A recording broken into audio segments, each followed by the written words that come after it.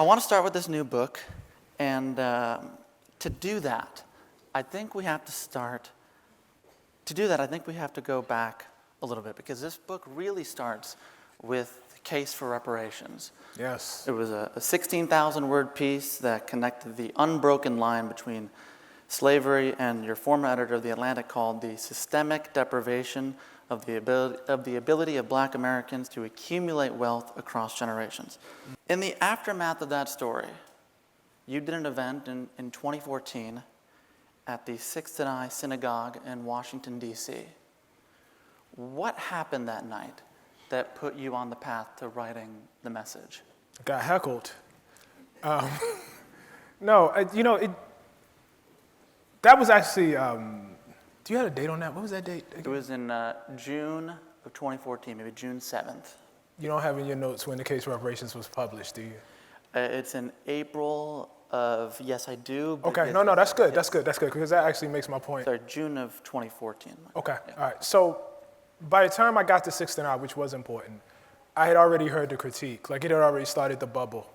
The case for reparations, when it came out, first of all, thank you guys for having me. Thank you.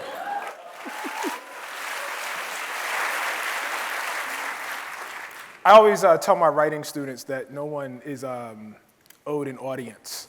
And so to be here and to actually have one, in fact, I've gone around the country and had one, is beautiful. And I see my Howard people right here, so there we go. You know. Can't go anywhere.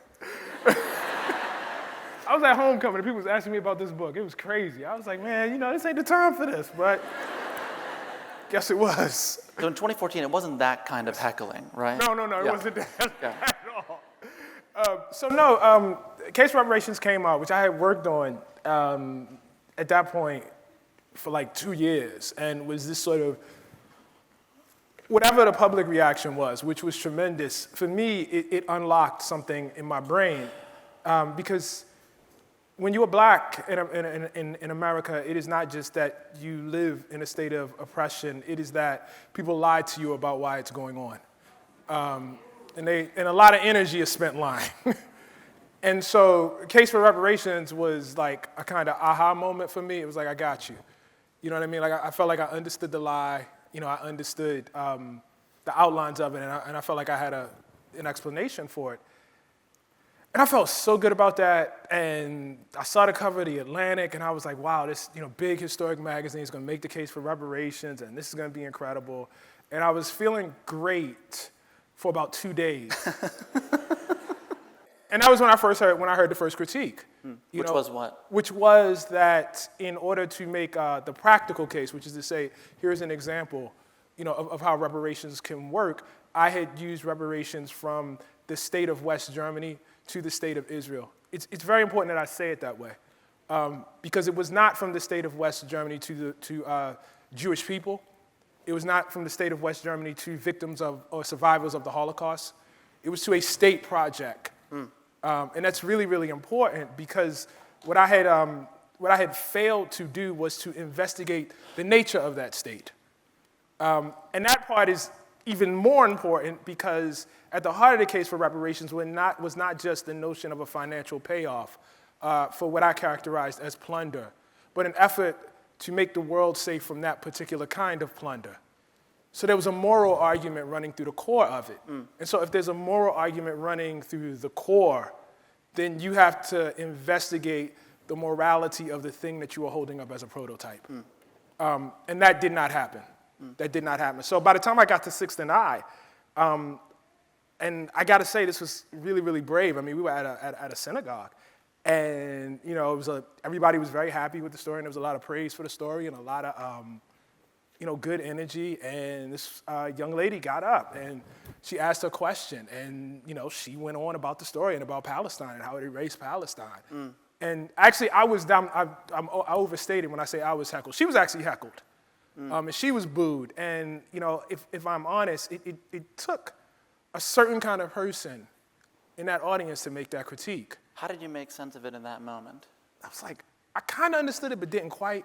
You know what I mean? Like, the way I can articulate it now, I didn't But I grew up in a community of fairly radical politics. So when I first heard the critique, I was not like, that's preposterous. Right. I was more like, oh. And I'm the type of person that I'm actually a relatively slow thinker. I'm not a fast thinker, in terms of being able to put things together. So I probably could feel the error before I could really, really articulate it in the language that I needed to. And once I could do that, I was pretty much on the road to this book. It's been nearly a decade since your last book of nonfiction. And in 2017, after the incredible success of Between the World and Me, you said, "I'm not as scared as I used to be. I don't feel challenged in the same way when I was writing the case for reparations. I was definitely scared." Traveling and reporting as you did from Senegal, South Carolina, Palestine, did you find this new book to be sufficiently challenging? And if so, what were you scared of? Yes, it was very challenging. That was a dumb thing to say. This was a scary book. I'm going to have a lot of quotes here tonight. Yeah, no, all right. Well, you'll find me huffing my own fumes a lot then. I mean, that was not. Present Ta-Nehisi can be critical of past Ta-Nehisi. Yes, right. Yes, he can. Yes, he can. No, it was there are people who. So Between the World and Me came out. It sold a lot of books, and there are. I think that's an understatement. Yeah. It did well. And there are people in this world, when they have a book that is successful, they take that as a mandate to basically do variations of the same thing. So, I could have done Between the World and She, Between the World and We, Between the World and They, Between Mars and Me, you know what I mean? Like, you could have. I heard that was the title of your next book. Right, so yeah, right. But I have a great editor, Chris Jackson, at the imprint where I publish One World. You can clap for Chris. You met him very early, in your early 20s. I did. I met him, when I was... you had just become a father? I had. You were doing freelance writing? Boy, you do your research. Yes, all of that is true. I showed up for you. Yes, you did. But he always pushes, you know what I mean? He's always pushing, and he has this idea that a book is a form, that a book is a work of art. And so, every time you go back, you really should be seeking something else. And this was different. So Between the World and Me, and some of the writing I've done since that helped me develop as a writer, but it couldn't really prepare me for this book, which was the first time I wrote something, anything really, not even a book, at length that took place out of this country. There's a part of that in Between the World and Me, but it's relatively small.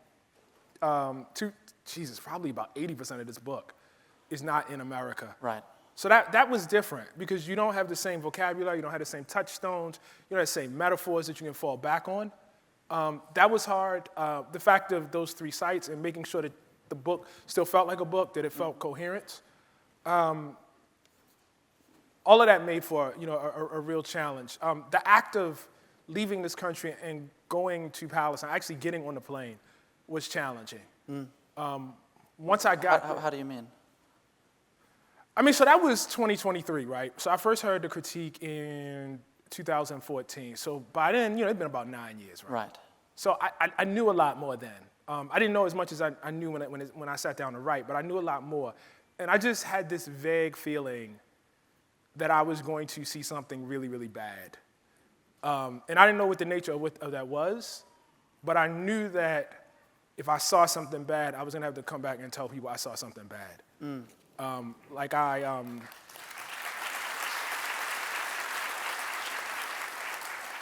I knew enough to know that particular bad has a political resonance in America that is unlike anything else. And so I kind of was aware of that. The funny thing is, it was much more scarier in the abstract. Once I saw it, I couldn't wait to get back, and tell. Like the fear kind of went away once I saw it, In the epigraph of the book, you cite George Orwell, that essay, Why I Write. And in that essay, Orwell insists that a reader can only truly assess a writer's motives if he knows something of his early development. And I want to talk all about Israel, Palestine, South Carolina, Senegal, but I do want to hold that and that ask that Orwell is making, that to know motives, we need to know something about your childhood. And to do that, I want to talk about the education you had outside of the classroom. Yeah, let's not talk about the one inside the classroom at all. We'll get into some of that. where I think ideas could be made more tangible to you. Yeah. It's the 1980s. You grow up in a row house in the slope of Tioga Parkway in West Baltimore. Your room, the smallest one, is scattered with volumes of World Book, Childcraft, Dragonlance, and Narnia. Some of those things, I admit, I did not know what they were until today. During the week, your father, who was a former Black Panther, worked as a research librarian at Howard University. But whenever he could, he would, quote, violate your weekends with his latest pet lesson. Yeah, it was constant. And I thought we could hear a little of what that sounded like from your first book, The Beautiful Struggle. Oh, God. I can't get away from this dude. Is that me or your father you're talking about? Oh, man, how far am I going into this? So we see where the highlighted is? Until the end? Till the end of the highlighting. Jesus. It's going to have faith. Have faith. You know, the funny thing about reading stuff like this is like, it's almost embarrassing to read your old work. And I understand, I'm glad it's not embarrassing for you guys. Yeah. You know, hopefully it's not. But I promise we're coming from a place of love today, okay. not embarrassment. All right, okay. Okay? So this starts in my father's voice. Ugh.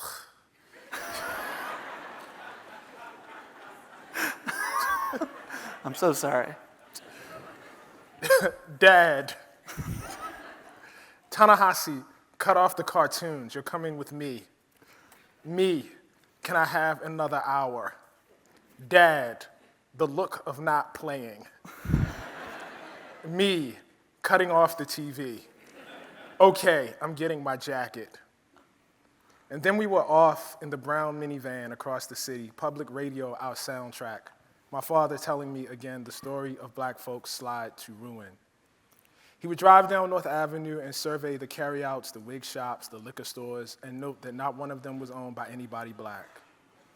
We would stop at Brother Kenya's printing shop, and Dad would sit down and talk that brother, nation, Black talk. When we got home, I'd go upstairs and flop on the bed, but Dad never knew when to quit. Instead, he'd call me down to the basement and assign me another book, another history that traced our days from the Nile Valley to the Zulus' last stand. When I turned the pages, I could feel the something more, like a smoldering fire, across the room. Days later, Dad would ask for a report, but try as I might, I could only half remember what I'd read, and what I remembered, I could not really recite. My dad's response, a sudden shining in his eyes at the sound of certain words, or at my stuttering approximation of some crucial idea, suggested to me that even the little I retained had gold in it, but none of it made sense. I was young and could not see the weaponry my ancestors had left for me, the shield in the tall brown grass, the axe lying right next to the tree. That's not bad. That's okay. That's all right. That's all right. I wrote that like 20 years ago, so that's why it's a little... You had a lot of doubt. You were really questioning why I'd bring it up, and look, it was good. It's all right. Where did it land with you, thinking about the lessons your father was imparting outside the classroom?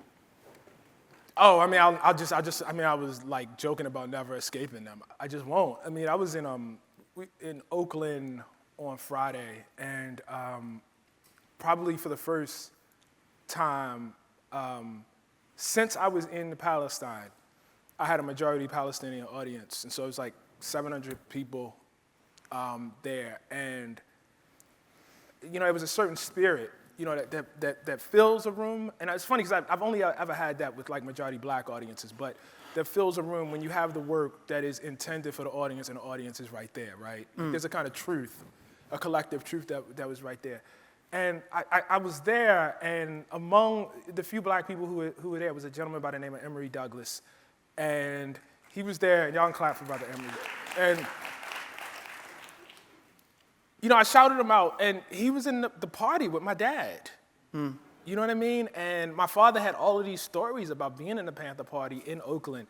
And it's just, you know, I was telling my wife that it was amazing to come back, you know, there to be at that place and have this revolutionary moment, you know, in a place that was, you know, so significant to him. He is, in terms of my intellectual influence as a writer, there's my mom who gave me the tools, who actually taught me how to read. Yeah. And spent a lot of time, you know, early on teaching me how to write. And then, you know, there's my father who, you know, I think spent a lot of time in terms of my political development, who I have been arguing with since I was 7. You know, I mean, to this very day, still. Do you ever win? It's not like that, you know? And I'm not even joking, it's really not. I mean, it's good, because, you know, I mean, it's like you say something, or he says something, I have to go back and think about it, and, you know, you adjust a little bit, and he adjusts a little bit. You know, it's a really good faith, you know, argument, actually. I want to give time to your mother as well, because it's my understanding that when you got in trouble, she would make you write essays and reflect on what you did. This is correct. Do you remember, what were those essays like? She had this big thing about taking responsibility. And it's funny, I mean, you can probably draw a line from there to the message. And so I would get in trouble in school, and I'd be like, well, such and such did this, and then she said, no, start with what you did. What'd you do? Like, I don't want to, yes, but what did you do? Like, the story begins with what you did. And what would be an example of something you did? Oh, man, I did all sorts of stuff. I mean, mostly it was talking when I shouldn't have been. I talked a lot. I was, like, bored as hell in school. You know, I didn't pay attention. You know, I would have homework I wouldn't do. I mean, there's a part in the book where I, you know, go back and literally, my mom had these notes that these teachers, these awful notes these teachers used to write on, you know, in my notebook. Ta-Nehisi is restless. Ta-Nehisi was restless today. Ta-Nehisi didn't complete his homework. And it was very frustrating, because I think in their minds, I struck them as a really, really intelligent child. And nothing about what I did in a classroom probably reflected that. So. I think all that happened outside the classroom. Clearly, you mentioned how there's a clear line between that and the message.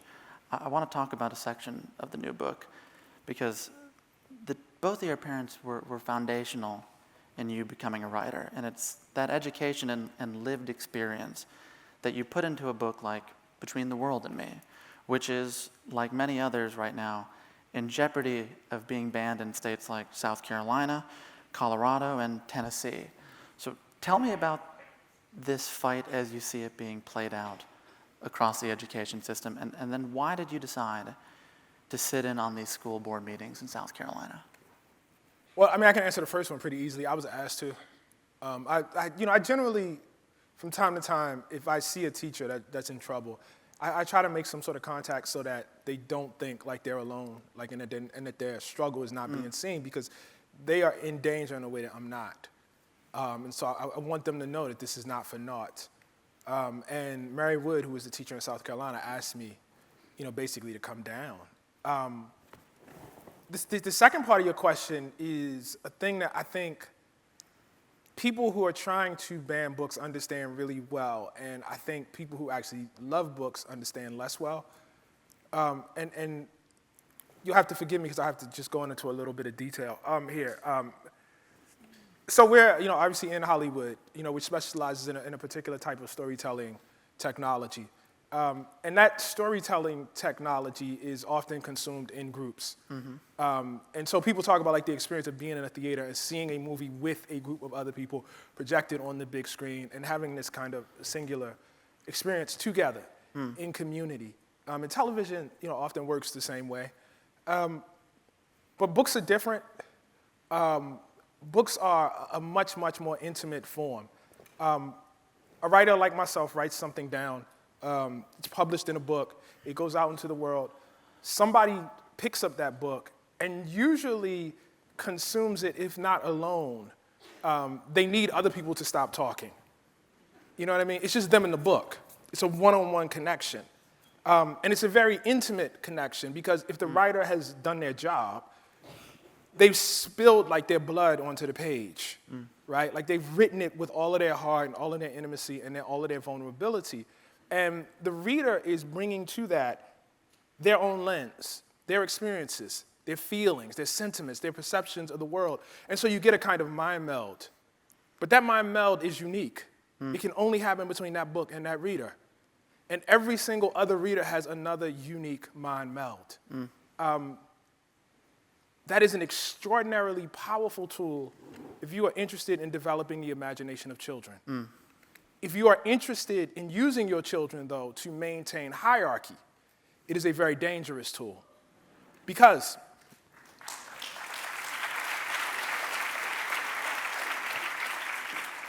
if this is the child and that's the book, you can't get between this. It's the child in the book. And you don't really know what the child is actually seeing or how they're perceiving it or how it's altering their thinking because it's them. It's a one-to-one connection. Inside the mind meld. Inside the mind meld. And you can't get inside it. You can't actually get inside even if you tried to read the book yourself, what you would see would be totally different. Not completely, I'm sorry, not totally, but it would be different. It would not be exactly what that child is seeing because that child is developing their own private inner self. That is a very, very unique thing that happens with reading. And so people who want to maintain hierarchy have to control values, they have to control outlooks, they have to control how their children see the world if they want to perpetuate it into the future. And so books are very dangerous in that world. And I think sometimes we on the one hand say, what is wrong with these people? It's just books. And then out the other side of our mouth, we say books are very powerful. Well, which is it? Which is it? You know what I mean? And for me, it's that they're very powerful. And since they're very powerful, it makes sense that certain people who don't want their children developing independent notions and ideas about the world would therefore try to ban books. You read about this beautifully in the message, and I thought we could read a section from that. It's a little better. This is new writing, so you really can't be mad at me. I can't weasel out of this. But you know, even like with new writing, it's like I said, damn, I should have done this. I should have done that. You're always seeing your errors, as I'm seeing them right now, actually. We can talk about those after if you want. Okay, Yeah. all right. We have lived under a class of people who ruled American culture with a flaming cross for so long that we regularly cease to notice the import of being ruled at all. But they have not. And so the redeemers of this age look out and see their kingdoms besieged by trans Barbies, Muslim mutants, daughters dating daughters, sons trick-or-treating as Wakandan kings. The fear instilled by this rising culture is not for what it does today, but what it augurs for tomorrow. A different world in which the boundaries of humanity are not so easily drawn and enforced. In this context, the mom for liberty shrieking, think of the children, must be taken seriously. What she is saying is that her right to the America she knows, her right to the biggest and greenest of lawns, to the most hulking and sturdiest of SUVs, to an arsenal of infinite AR-15s, rests on a hierarchy, on an order, helpfully explained and sanctified by her country's ideas, art, and methods of education. That is the heart of it. It is not a mistake that Mary teaches writing at its most advanced level and has found herself a target. Much of the current hoopla about book bans and censorships gets it wrong. This is not about me or any writer of the moment. It is about the writers to come, the boundaries of their imagination, the angle of their thinking, the depth of their questions. I can't say I knew it back then, the first day walking into Lorton Prison. But in my time teaching, it soon became clear that becoming a good writer would not be enough. We needed more writers, and I had a responsibility to help them as a reader, to be an active audience for the stories they wanted to tell, or as a teacher, so that they could learn to tell them better, to reach deeper, into their own truth in the same way that brought me euphoria, and reach into the hearts of readers and set them on fire, as Mary had been set on fire since college by words on a page.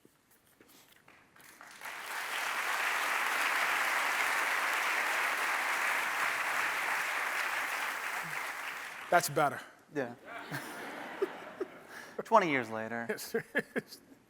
You know, that line you talked about between your mother and the message, clearly in that passage. Yeah. But I have to say, reading the book and then rereading the book again this week, she is in so many of the pages. I can sense that she is there.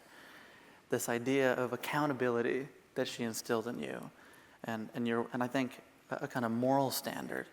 And I have to say, like, around the 4th chapter, around Israel-Palestine, which you write, is a story not of redemption, but of reparation. I want to talk about that. In reporting this section, was atonement the driving force?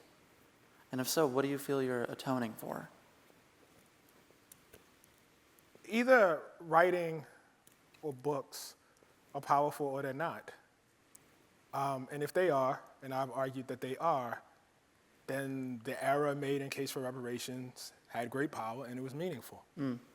I didn't notice at the time, but it legitimized forces that, for reasons of pure ancestry, for reasons of political tradition, I have to oppose. I have no choice but to oppose. That deserves atonement. You have to make that right. I want to distinguish that from guilt, right? Which is like pandering to people, telling them, being weepy-eyed and telling them, exactly what they want to hear, and not really speaking from your heart, but more trying to predict where they're going and get there. This is like, you really have to understand, I think, or I really had to understand what happened and then find my way back. And so that was what much of the reporting was. And I couldn't know in advance like what it was. Even what I told you just now, I would not have been able to obviously to articulate it that way before I went. So coming back, what did you come to understand? So much. That this is a country that tells itself on its holidays and in its rituals, and tells the world that it has improved itself through its struggles against slavery, against segregation, against Jim Crow, against American apartheid, but that at best it has actually outsourced apartheid.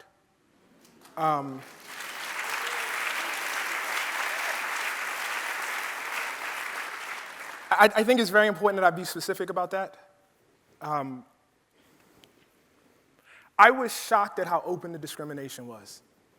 I literally could not believe it. The New York Times ran a story about 2 or 3 weeks ago, and it was about how the roads in the West Bank are quite literally segregated. Roads for Palestinians, which are circuitous, not well taken care of, not well mannered, checked by checkpoints, and then roads for Israelis, which are obviously Israeli settlers specifically, which are obviously of different quality, of different speed, et cetera. I was on both. I'd never seen that story in my life in the New York Times. Why was I just seeing it 2 or 3 weeks ago?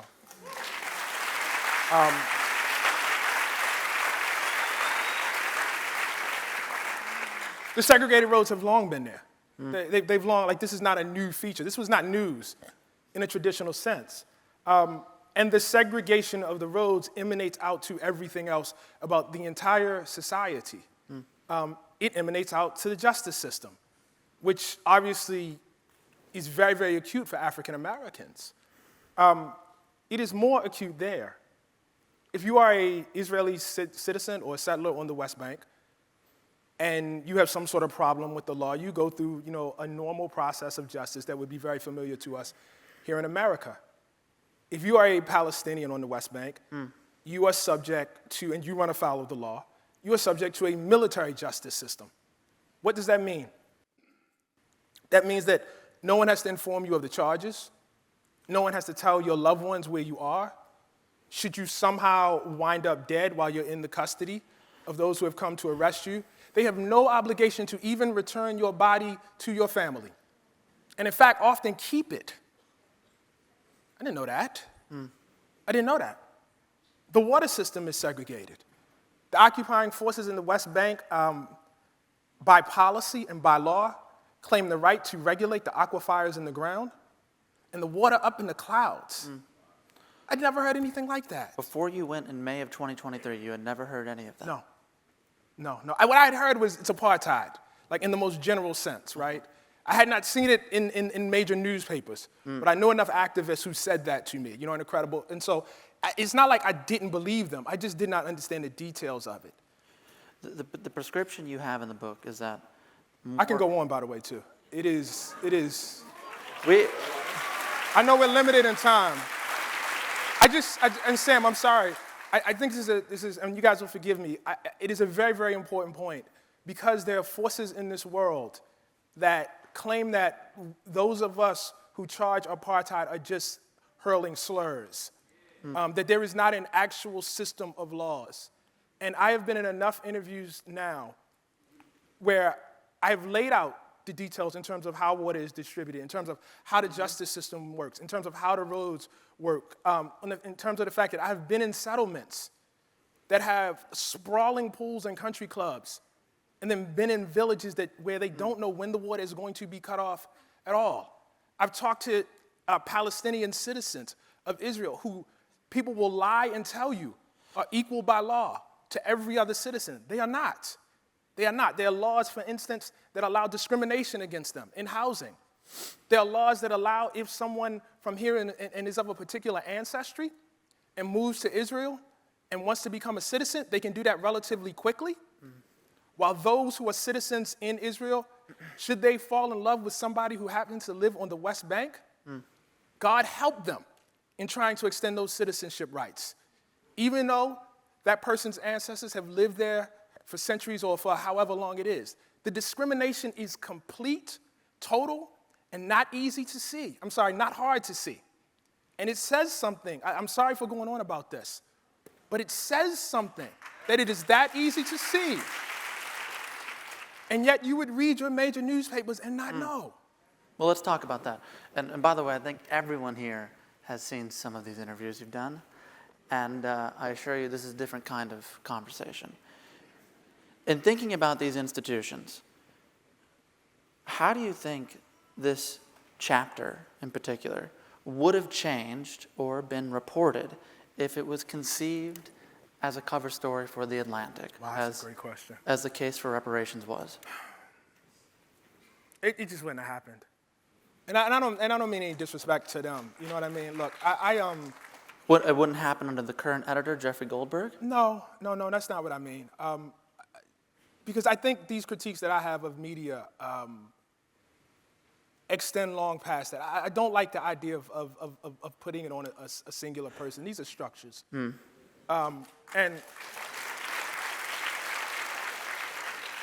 But a structure that you were part of and that you benefited from and made the success that it is today. That's true. And one that you fell in love with and supported and defended for over a decade.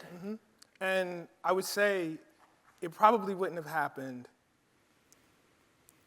because the space I needed and the support I needed would not have been there. And it's not just that it would not have been at The Atlantic, it would not have been anywhere. What do I mean by that? It's my name on that essay, right? But behind it are any number of Palestinian scholars, any number of Palestinians who helped me fact check it, any number of anti-Zionist Israeli citizens who helped me out. All of that was there in order for me to write, or was necessary in order for me to write that essay. I have never in my life, and I've worked a few places now, encountered a Palestinian American journalist or a Palestinian journalist with any real power in any newsroom I've ever been in. So And you think the absence of someone like that makes writing it for this magazine It's impossible. impossible? It's totally impossible. Because, I mean, writers, their names are on it. Right. But there is a structure behind. Anytime you have something that is, I don't know, 20,000 words or however long that essay is in the message, it's just impossible to do by yourself. You know, you need a structure behind you. And so in order to do that, you know, I had to kind of cobble one together. I mean, there were plenty of people waiting for me and waiting to help. But I don't know that structure exists at any mainstream publication to do what I was trying to do. And that's a structural indictment, you know? How do you hold that now with the publication you love so much, where you came of age? Pretty easily. Look, I mean, I think you have to say what you have to say with great force without losing sight of people's humanity. You know, like, I think I don't have to hate people to say that this is apartheid. You know what I mean? Like, it's not personal. You know, it's not, I loved working at the Atlantic. I really, really did. I mean, I don't even know that I would have gotten, for whatever, you know, however perverse this is, to the space of the message if not, you know, for my time there. I learned a lot about writing. I had plenty of time to, you know what I mean, read and pursue my own studies and do, you know, all of the things I needed to do to develop myself as a reporter and a writer. You know, at the same time, like every other mainstream, you know, publication, it's part of it. It's part of the problem, you know? And it's not part of the problem because there is a particular specific sin in that organization or in the people who run that organization, but because our business is suffused with the sin. It's suffused, it's all over. You know, it's systemic. And so, I don't know, it's pretty easy for me to recognize what happened while I was there and at the same time, you know, recognize what I need to say and, you know, the great difficulties of saying it. The message is bookended with this call to action for young writers and new messengers tasked with, quote, nothing less than doing their part to save the world. As a writer, in terms of thinking about who's involved and who do you include in this narrative, do you think the most effective way to save the world, to do that narratively, is to not include voices from the PLO or the PA? How do you think about who you include and who you don't? Well, I think about what the book is supposed to do. If I am writing a political history of the Palestinian struggle and I don't talk to officials from the PA or the PLO, that probably is a problem. If I am writing a book that explores the power of narrative and storytelling and writing, and a chapter in that book is about the story we tell about a particular place and how wrong that story is, I really don't have any problem with choosing, you know what I mean, who I want to talk to and who I don't. What do you do when you feel that the people who would dictate or who you would trust to tell you who to talk to, what do you do when you know they have manifestly gotten it wrong? How do you, like, take advice and methodology from them? Like, I just went through this whole thing about, like, apartheid, right? That was not in the publications that trained me. It is a massive omission. And so how do I go back to them and say, who should I talk to? When they clearly are not talking to people. How do I go and take advice on, you know, how I should bracket, you know, my essay and what voices should get prominence when these people don't even have Palestinian writers on their masthead? Like, they don't even have them, forget who they talk to. They don't even have them talking at all. You know, and so at that point, you're on your own. You know, and so maybe 10 years from now, 15 years from now, you know, I'll say, man, I really should have talked to somebody from the PLO or somebody from the PA, or somebody from Fatah. I should have found Hamas, or maybe I should have interviewed more settlers. You think 15 years from now you'll think that? I don't know. But the point is, the people who, and I'm gonna say this as nice as I can. You don't have to be nice. No, I like being nice. I'm a nice guy. The people who would have told me to do that now, I don't trust anymore. And that's just... These are the same publications that have criticized the book for not grappling with or naming Hamas, right? This is what you're talking about. Yeah. Do you think there are readers out there who would stand to benefit from your book that will see that omission and go, okay, I can dismiss this book easier? I mean, it's probably not for them then. You know, it's just not... If you want to read a 250-page book with, I don't know, a 100-word essay on Israel and Palestine and expect to get everything out of it, like I have questions about you as a reader.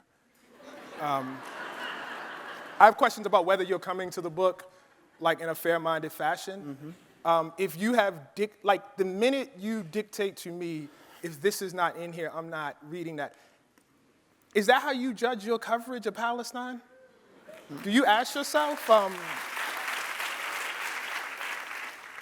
Because, as I've said, these publications don't, like, they feel perfectly fine eliminating Palestinians. I get a lot of questions, you know. You think your colleagues, your past colleagues at The Atlantic feel that way? They're comfortable with that? I really have no idea. But all I can do is judge the coverage, right? And again, I don't want to personalize this, but across the board, I mean, I started this conversation out with the fact that the roads have been segregated forever. And y'all just started covering it. I'm just one writer. You're the New York Times. What are you leaving out? You know, like,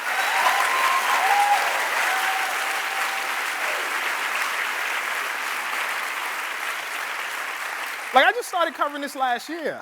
Like, what right have you to, I mean, like, you're leaving out a whole universe.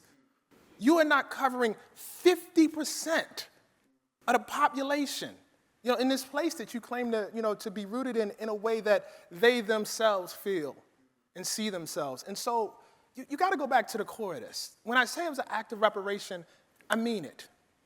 And so who I am concerned with and whose, like, opinions and ideas and notions and who sees themselves in it, you know what I mean? It's probably not the people I used to work for. I'm probably less concerned about that. You know, Frederick Douglass, I mean, you know, this is like an animating quote for me. You know, he says, and I'm sorry if I'm gonna mangle this, you know, he said, my part is to tell the story of the slave. The slave master has never, ever wanted for narrators. And if they are,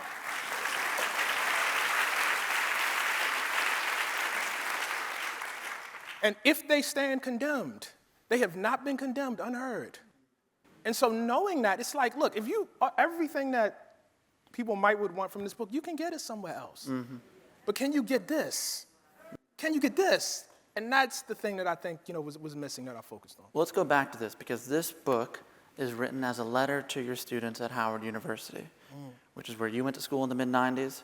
It's also where, a decade before you, Vice President Harris attended and graduated. So we have alums here tonight. But in thinking about this election and the political tradition, in part born out of Howard, you told New York Magazine, quote, "I have a deep-seated fear that the black struggle will ultimately, at its root, really just be about narrow black interests." What do you mean by that? I don't really like that quote. I mean, I said it, they didn't misquote me, but there was something I was really trying to get at, and that is that, see, like, the era of Zionism for me was that it was a idea that was conceived to free a people that accepted the priors of the people that accepted its oppressors' priors. It accepted the notions of what freedom had to look like, as opposed to questioning them at a very root level. That's my great fear for black people, that we will not question the systems that oppress us. Look. You don't like that quote, why? I mean, the point of doing this is to get it right. It's something about narrow black interests, and I guess what I would say is, I don't think it's in our interest at all to accept the systems of those who have oppressed us. But this is a really, really important point because we're a week and a half away from an election. I want to say a couple things. I think we're in a bind. On the one hand, you have a community of people, black folks, who have never, ever had the ability to realize their hopes and dreams through presidential elections.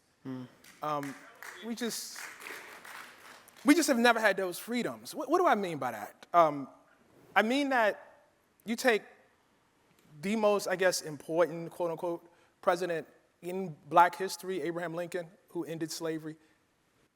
In 1864, he is running for president. 2 years, or maybe it was 3 years earlier, he stands before this country and says, if I can end the Civil War without ending slavery, I will do it. He tells us this. A year before the election, he gathers a group of black leaders and brings them into the White House and says, y'all need to leave. You'll never be safe here. You need to leave. And then actually sends some of them away, to Haiti, where they find little more than actual slavery itself. It was just a moral catastrophe. So here we are, we got this man on the one hand who would end the war, if he could, by leaving us enslaved. So what do we say? Well, it'd be nice if we had a choice, right? Somebody said, I'm gonna fight for your freedom. But no, our choice is actually George McClellan. And McClellan's answer is, if I win, I will definitely end the war. And I will not just reestablish slavery, all these people that escaped, I will send them back into slavery. So we have two options. And neither of these options regard us as equal human beings. And this recurs, basically all through American history. I think about, especially in a state like this in California in the 90s, right? Where, nowhere was mass incarceration thicker than it was in California. When we were voting for president in the 90s, there was no non-mass incarceration option. You know what I mean? It was, mass incarceration or masser incarceration. That was it. People were running on sending black people to jail. So we have always been captive, and I think that actually gives me great empathy for Palestinian Americans right now. Because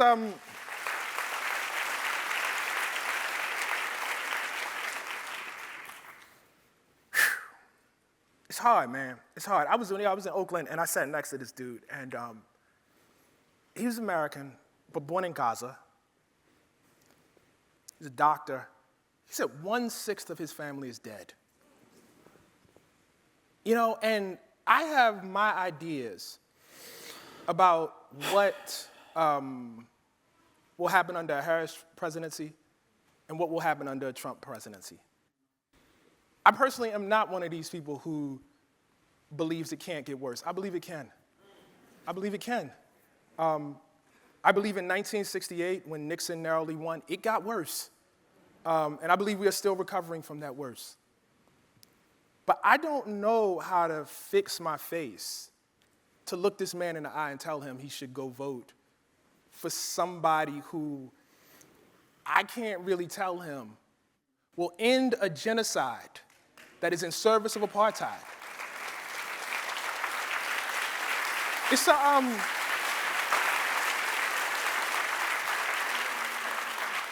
you asked earlier about the difficulty of holding things. That is much harder to hold. Yeah. That is much, much, much harder to hold. And I just think, look, I was out at the DNC. I was there.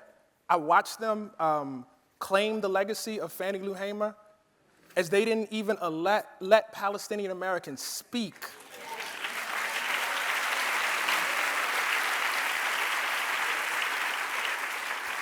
And there was just enormous dissonance there.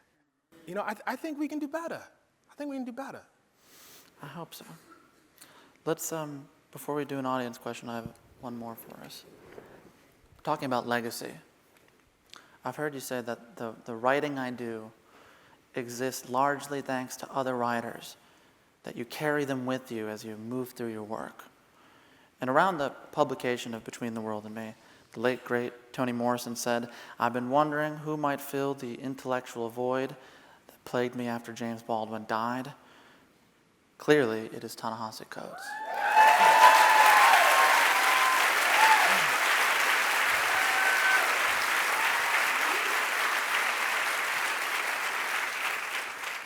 And so I thought, in part because I've made you read your own work a whole bunch tonight, we could read a piece from James Baldwin.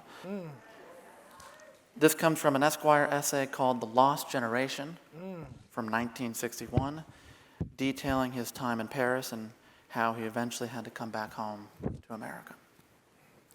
I don't think I've ever read this. Oh. This will be new. Oh, I'm sorry, I have, actually. He wrote a lot of nonfiction. It's like tough to keep the title straight in your mind. In my own case, I think my exile saved my life, for it inexorably confirmed something which Americans appeal to have a great difficulty accepting, which is simply this. A man, oh yeah, I have read this recently. I wasn't going to say anything. I was looking for epigraphs, and I was like going through all this. Okay, all right. Sorry, guys. They should just, when epigraphs come, you're just like, Command F, James Baldwin. Yeah, right. Good, yes. I'm gonna start again. In my own case, I think my exile saved my life, for it inexorably confirmed something which Americans appear to have great difficulty accepting, which is simply this. A man is not a man until he's able and willing to accept his own vision of the world, no matter how radically this vision departs from that of others. When I say vision, I do not mean dream. There are long moments when this country resembles nothing so much as the grimace of popularity contests. The best thing that happened to the new expatriates was their liberation, finally, from any need to be smothered by what is really nothing more, though it may be something less, than mother love. It need scarcely, I hope, be said that I have no interest in hurling gratuitous insults at American mothers. They are certainly helpless, if not entirely blameless. And my point has nothing to do with them. My point is involved with the great emphasis placed on public approval here and the resulting and quite insane system of penalties and rewards. It puts a premium on mediocrity and has all but slaughtered any concept of excellence. This corruption begins in the private life and unfailingly flowers in the public life. Europeans refer to Americans as children in the same way that American Negroes refer to them as children, and for the same reason. They mean that Americans have so little experience referring not to what happens, but to who, that they have no key to the experience of others. Our current relations with the world forcibly suggest that there is more than a little truth to this. What Europe still gives an American, or gave us, is the sanction, if one can accept it, to become oneself. No artist can survive without this acceptance, but rare indeed is the American artist who achieved this without first becoming a wanderer, and then, upon his return to his own country, the loneliest and most blackly of distrusted men.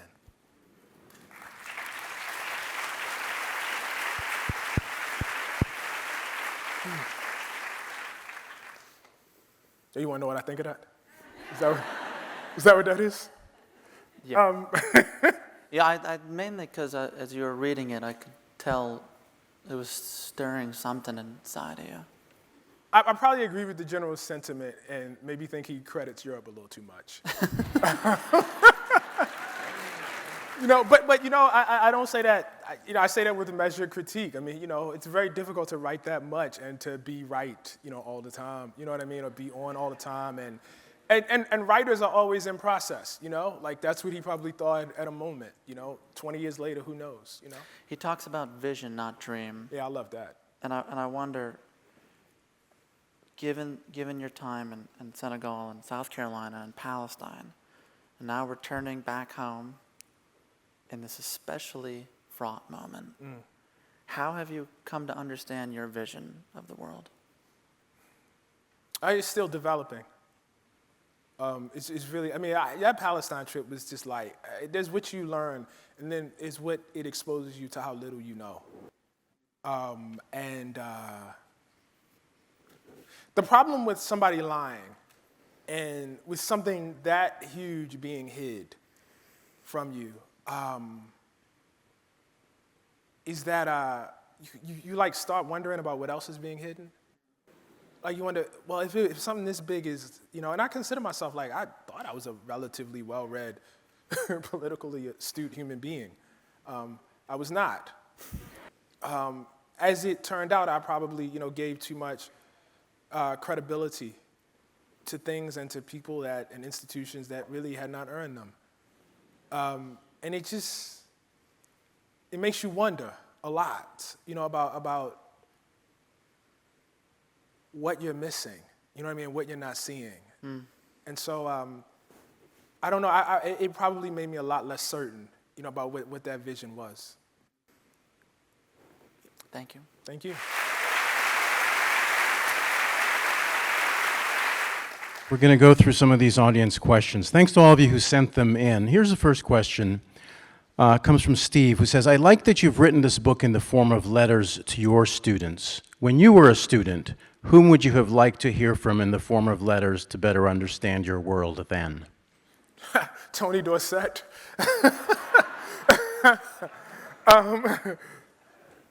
That's a bad question to ask me because I was just like trying to get as far away from school as I could. Who would have gotten through to me? Probably like Dougie Fresh or, you know, Rakim or somebody like that, you know. That was who I admired, yeah. Anne would like to know, what did you expect would be the reaction in the media to your book, and what surprised you about it? The reaction is about what I expected. And that's okay, you know, that's fine. You know, you don't write things to have people tell you how great you are, you know, and if you do, then you probably, you know, are not a writer, actually.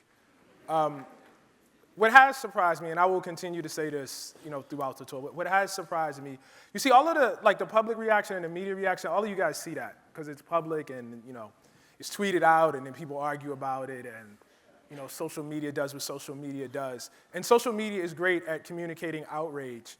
But you should never confuse the public face of an experience with the actual experience. There are many things that are happening in private that are actually quite remarkable. And one of the things, and I wish you could see this, but by the very nature of it, you probably can't.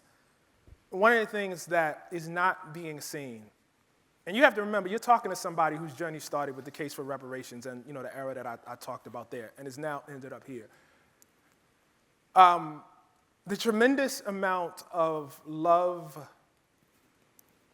the outpouring of, frankly, trust, of respect that I have received from the Palestinian American community in this country, from the Arab American community in this country, from the Muslim community in this country, from the Middle East, from abroad, has been ridiculous. And you'll never see it. Thank y'all. Thank you. Thank you.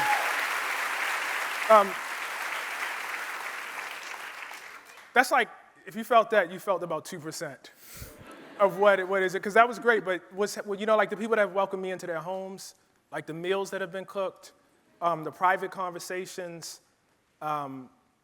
the one, you know, public thing we had was, you know, just up in Oakland a couple of days ago, where for the first time since I'd been in Ramallah, you know, I got to actually talk about the book with the majority Palestinian American and Arab American audience. It was tremendous. But this stuff doesn't make for great social content. But it does make up the majority of my experience with this book. And it is what I'll remember more than anything else.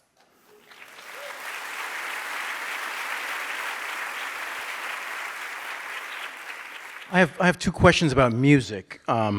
Doug asks, while the craft elements of the book focus mostly on writing, there are times when you touch on other types of art and storytelling, and a few times you mention music videos specifically.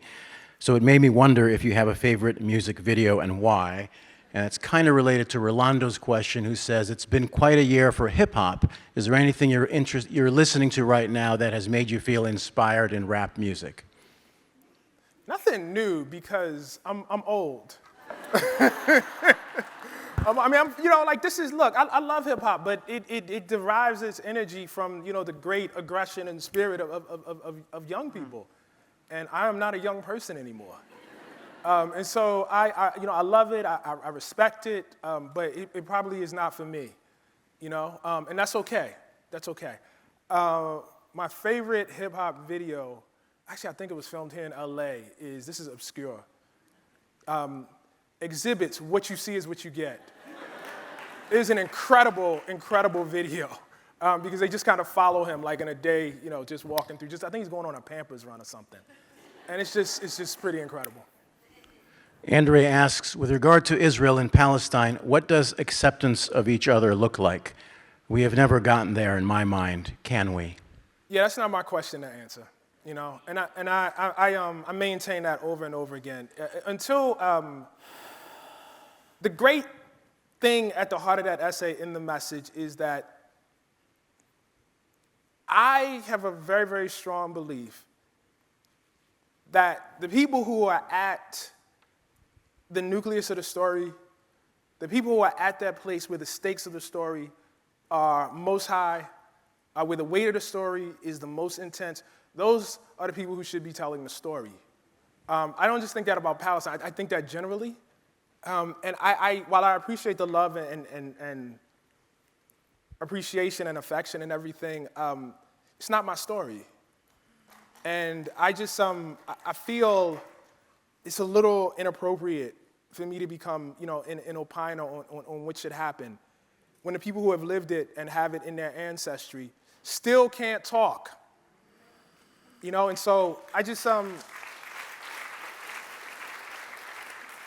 it's not time yet, Emma wants to know, how can we push back on the culture of censorship and repression that equates to any criticism of Israel's government as anti-Semitic? Yeah. I think, and I'll just take this from my field. I know I keep banging on this, and maybe it seems small and incrementalist, but you simply can't have major organs of news media that claim to cover a place and have a skewed representation of who is doing the coverage.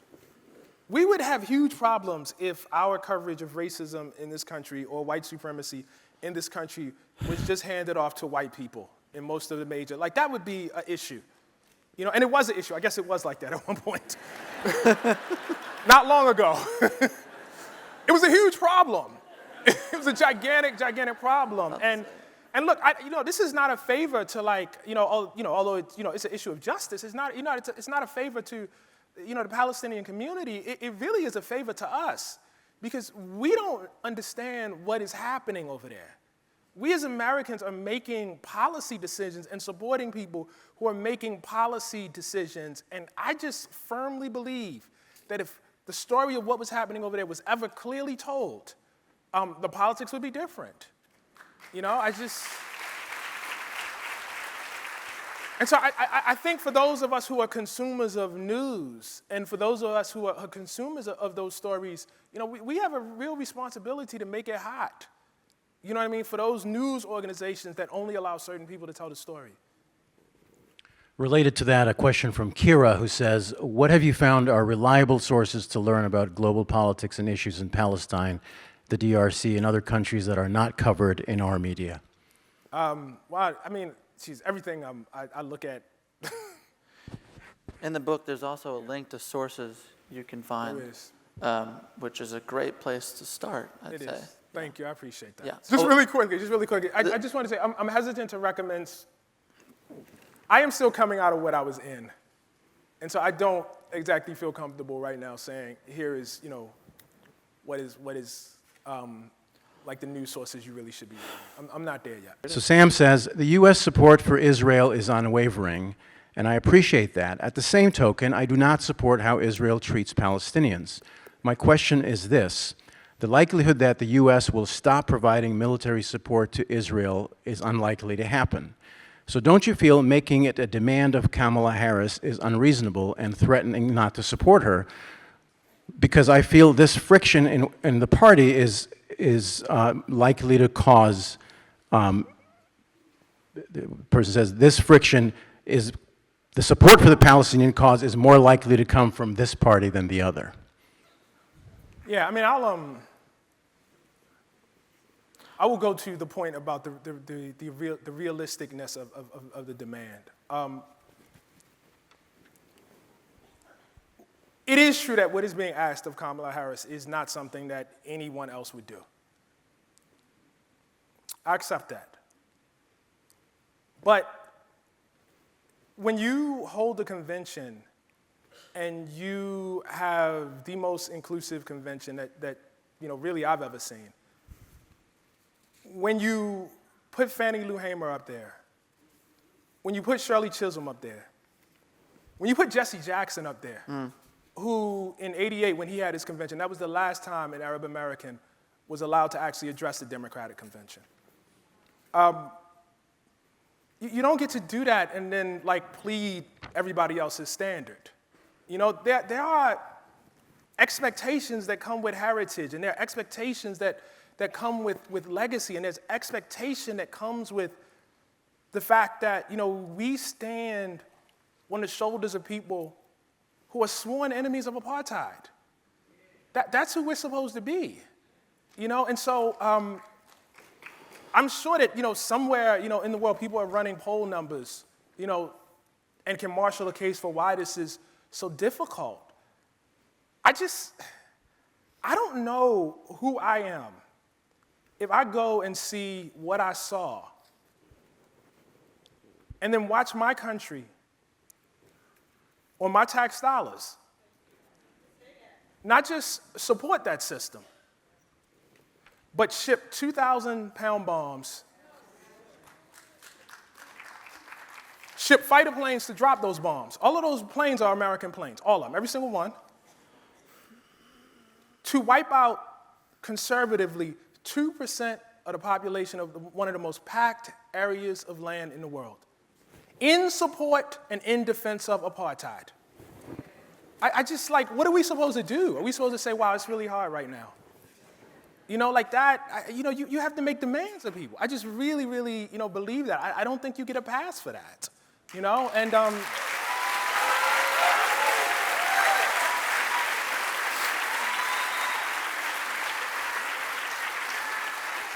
And I get it. It's a burden. It really is a burden. I understand. It's not easy. It's not easy. It's a burden. It's an extra, thing that we are asking of her. But I don't know what else to do. I don't know how not to ask. I don't know how to sit with myself as a black writer and not make that demand. I don't I'm pretty useless then. I should, go work on Wall Street or something. What is the point of being here? Why did I come? Why did Toni Morrison say what she said about me? What?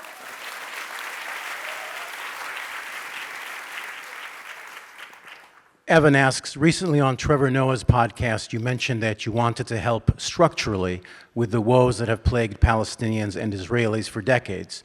As a Palestinian American working with Jewish and Israeli businesses and advocacy partners, I'm curious, what does that structural help you mentioned look like to you? Have you given it some thought on how it would manifest? Actually, I think maybe I wasn't very specific on that. The thing I am most interested in, at some point this book tour will be over and I will stop talking, which will be of great relief to me.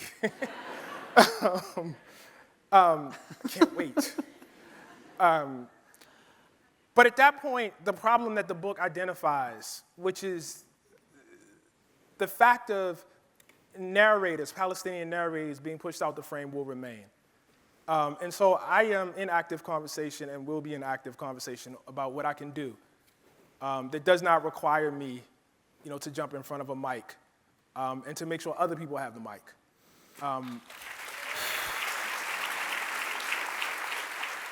That's what I want. That's what I want. My presence here, this conversation here, as much as I've enjoyed it, and Sam is obviously a great interviewer. He is. No, he is. He really is. And he studied and he read, and which is something that did not happen on certain networks.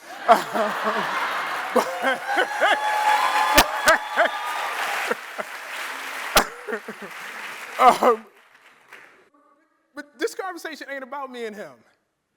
We shouldn't even be here. You know, there should be other people having this conversation. And my work is really devoted, after this book is done and after it's gone, to bringing that world into being. Shanila asks, on The Daily Show with Jon Stewart, you touched upon the role of humiliation in why those once brutally oppressed become the same oppressors themselves. From your experience, what do you think is behind the blindness that occurs where we are unable to see the parallels between what we swore would never happen again and what we commit with our own hand? Why do we dehumanize some and not others? Is it simply racism, xenophobia, or is it something more? What are we missing? I think we have, this is really the hard, the chapter begins with Yad Vashem, the site of Holocaust remembrance, and that was very important for me. And it was important because there's a story that is not just told in Israel, but I think is maybe at the heart of the politics of even people that, I would consider allies and comrades in struggle, and that is,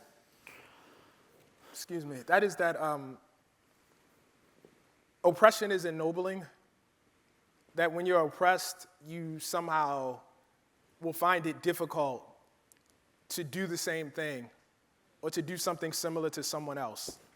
I don't think that belief stands the test of history, unfortunately. And that is hard to accept. I think maybe oppression is sometimes ennobling, sometimes it does, give you insight into other people, and into other, oppressed people. But I think under certain circumstances, perhaps more common than we would want to admit, it just hands you the tools to perpetrate it on somebody else. And when you're in a system, for instance, like, this one that we find ourselves here, you can actually get things by perpetrating it on other people. There's gain in doing it. There's material gain in it. It takes a person or a community, I would say. It takes a person of great integrity. It takes a community, I would say, probably that has prepared itself, that has certain rituals and ideas to make themselves invulnerable to those temptations. And I think that's hard work. And it's really, really hard work. And it was, very much part of, like, when I came back, as much as, what I saw over there, to that quote that I gave that Sam read that I didn't really like, the idea I was trying to get at was, I feel like I have a responsibility, as much as I love my people, and out of love for my people, to push my people. You know what I mean? Because, like, we have to be very, very careful about putting our face on things that don't reflect our best selves and our best traditions. Melina asks, thank you for your book and for continuing to speak truth to power. I'd like to ask you this. Many of us, especially those engaged in discussing and uplifting Palestinian stories and narratives, have faced or will likely face epistemic violence and scholasticide in our work. What piece of advice would you offer to younger scholars who are committed to speaking truth to power in the face of these challenges at our respective institutions? I think you gotta choose your battles.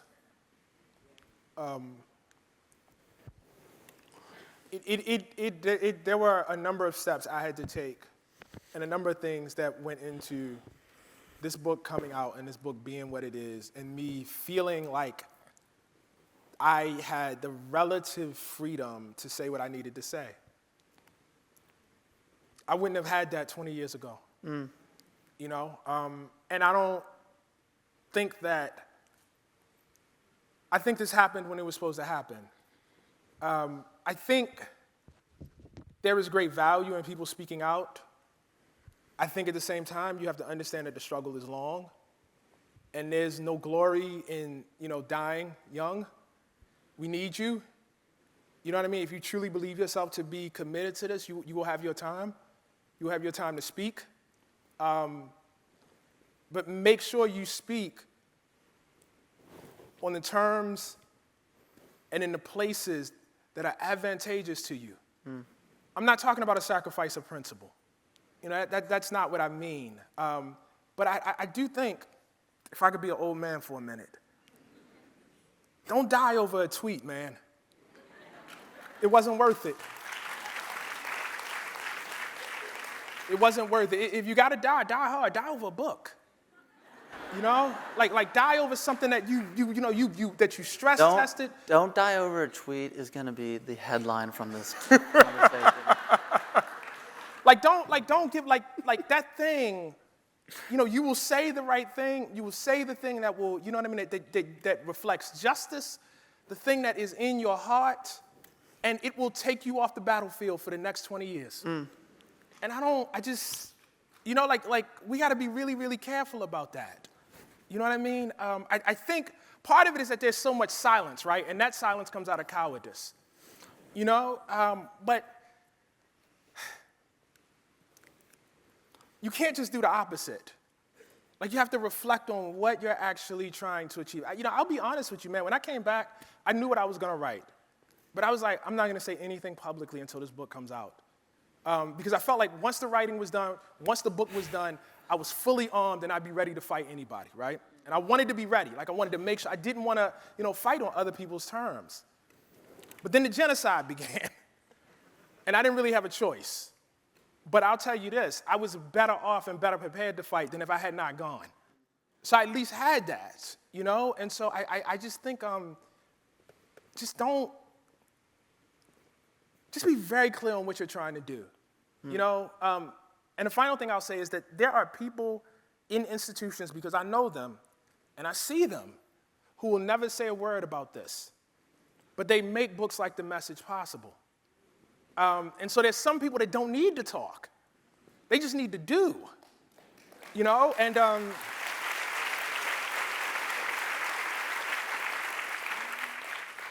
those people can't die either. We need them. Let the people, I can go out and, do the thing and, you know what I mean? People can insult me and, throw things at me. I'm good with that. I'm going to go home and it's going to be okay. But, there are people who don't have that level of protection.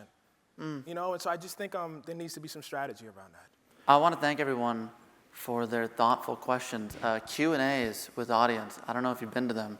Holy cow, they're usually horrible. And just fucking horrible. And just the worst stuff. But today, good crowd. And really, thank you. Thank you.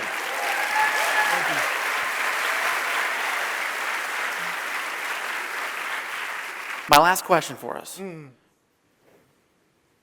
20 years ago, you said you couldn't have written this book. It was around that time, 2007, that's 17 years, I'm not great at math, but it's around that time, 2007, where you had serious doubts about whether you would continue on the proverbial battlefield, as you said. And you're about 31 years old. You're a father sitting in an unemployment office on 125th Street in Harlem. It's all facts. And it is your partner, now wife, Kenyatta, who saw something in you like David Carr did that you could not see in yourself. And I want to hold that moment because you talk about things that people can't see. I don't think people can see the journey that you have taken, that you've been on, long before the MacArthur, long before the bestsellers, long before Toni Morrison said what she said. It was you, 31, walking out of this unemployment office. I thought we could read from that. I'm sorry again for making No, it's all right. Okay. It's a little better than a beautiful struggle. I just want to say really quickly, I'm sorry, I shouldn't do this, but it's also that term, administrative distension. It shows how people play with language. You know what I mean? I come to your house, I take you, I don't tell your family anything, I don't, no formal charge. Administrative detention. But if I'm not part of a state and I do that, you're a hostage. You know what I mean? Like the difference is,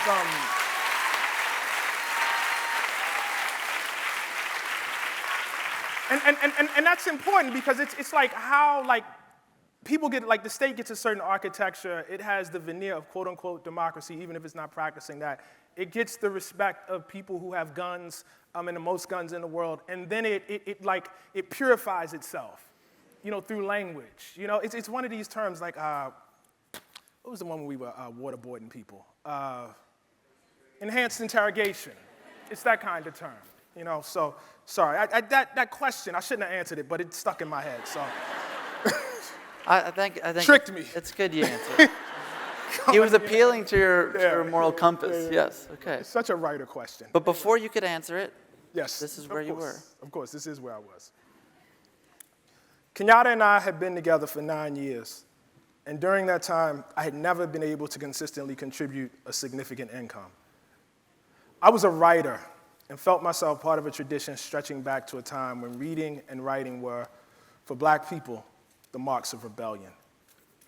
I believed, somewhat absurdly, that they still were. And so I derived great meaning from the work of writing. But I could not pay rent with great meaning. I could not buy groceries with great meaning. With great meaning, I overdrew bank accounts. With great meaning, I burned through credit cards and summoned the IRS. Wild and unlikely schemes often appeared before me. Maybe I should go to culinary school. I could have done that. Maybe I should be a bartender. I could not have done that. I'd considered driving a cab. Kenyatta had a more linear solution. I think you should spend more time writing. At that moment, in that classroom, going through all the mandated motions, I could not see it. I could not see anything. And like almost every other lesson administered to me in a classroom, I don't remember a single thing said that day. And as with all the other buried traumas accumulated in the classrooms, I did not allow myself to feel the ache of failure. Instead, I fell back on the old habits and logic of the street, where it was so often necessary to deny humiliation and transmute pain into rage. So I took the agony of that era like a collection notice and hid it away in the upper dresser of the mind, resolved to return to it when I had means to pay. I think now today I have settled almost all of those old accounts, but the ache and aftershock of failure remain long after the drawer is bare. I can somehow remember all that I did not allow myself to feel walking from the unemployment office and through the Harlem streets that day, just as I remember all that I did not let myself feel in those young years trapped between the schools and the streets. And I know that there are Black boys and Black girls out there lost in a Bermuda Triangle of the mind, or stranded in the doldrums of America, some of them treading, some of them drowning, never feeling, and never forgetting. The most precious thing I had then is the most precious thing I have now, my own curiosity.